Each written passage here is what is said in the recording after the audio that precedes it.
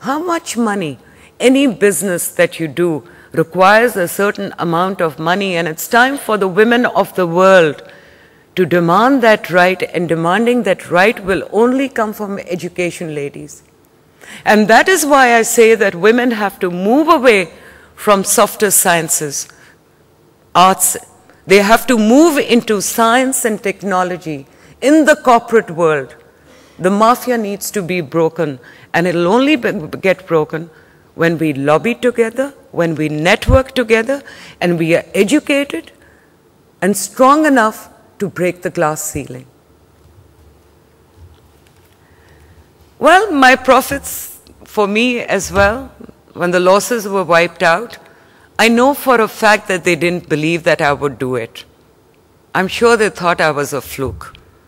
So the first ad that I put up in the newspaper declaring the profits was to all those who believed that banks were the last place women would create trends, have another look. And it was my balance sheet. And the first call I got was from the finance minister's office. And the advisor to the finance minister, he said, Zarine, I'm very proud to say congratulations. And I was one of those people who didn't believe that the bank would really come back. This was the turning point, ladies. Our financial resurrection silenced our staunchest critics who had long held that FWL could never hope to be more than a pseudo-DFI, pseudo-bank. Our numbers defied the myths that development lending is unprofitable, that women borrowers are commercially not viable, and more than anything, women bankers are merely eye candy. Clearly, despite the odds for having been against us, it wasn't that a financial turnaround was inconceivable or impossible. After all, we did make it happen. But yes, it could have happened only with the right attitude, the right mindset, positivity, and determination. And the only thing that kept me going was my unwavering faith in the model of First Women Bank Ltd. But as a player in a field dominated by men, I've had to suffer the disbelief in my successes and private exultations at my failure. And this hurts.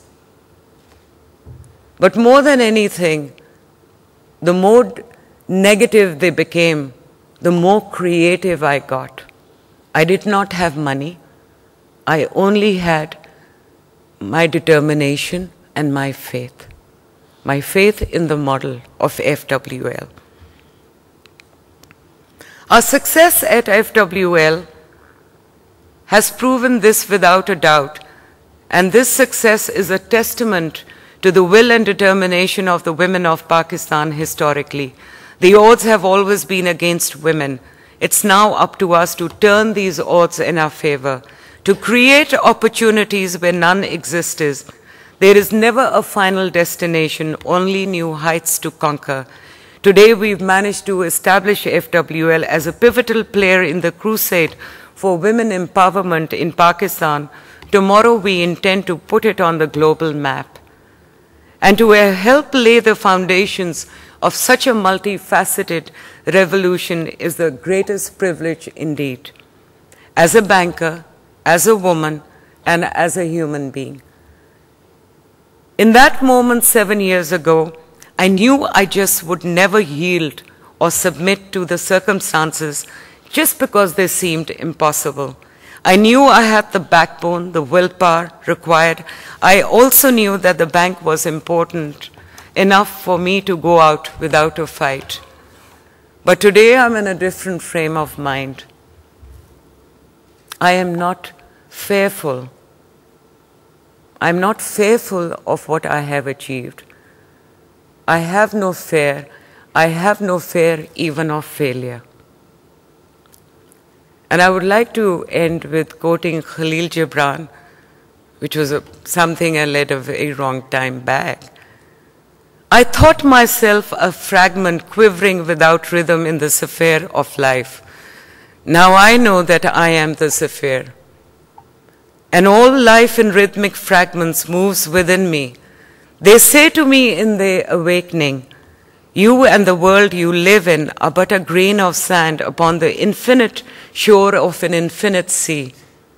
And in my dream I say to them, I am the infinite sea, and all worlds are but grains of sand upon my shore. Getting to this point may have been a constant uphill task, a struggle, but when I see the difference we made in the lives of millions of women, the pain and hardship of the last 7 years seem worth it. And today, ladies, my journey is there is not a bank in the world which is owned by the women. And I hope I can make a dream come true for Pakistan. Maybe we can put Women's Bank on the map of the world, and it is the first bank in the world to be owned by women and women alone.